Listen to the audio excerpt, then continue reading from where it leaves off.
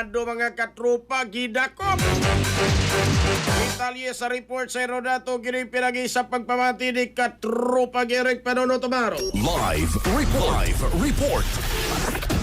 Jerry, mga kingalan na paslak na karon no sa Presinto 2 sa Bilihan ng Police Station kining usa ka lalaki kinsa 34 anyos ni kinsa nag tiner og illegal nga armas di fuego no nadakpan ni siya alas 11:30 ang taknas kagabiyon sa may sitio Mahardika Barangay Samaglo, Cebu City. Kining suspect na si Ronald Racasa no din si Ronald Racasa residente sa Mugdapit nakuhaan ni siya kadrupag jer og ini pong usa ka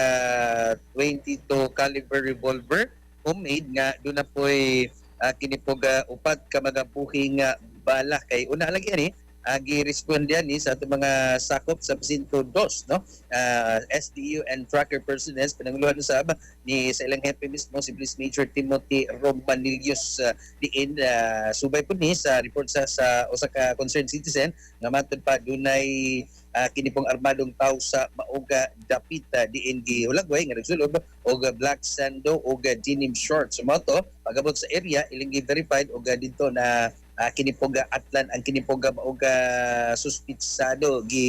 kinipoga sita o dito nakuha gyud sa posisyon ang naasoing ebidensya. So kasong talapasan no RA 10591 o kining pagpuputog illegal nga armas ang giandam na karong kaso batok sa mauga dinakpan. So far katupang Jerry mo ni atong kasikas gikan sa Presinto 2 sa Abiliana Police Station mga katupa basta kapinisgutan na humot lami sustansado perfecto imnon niron kay medyo init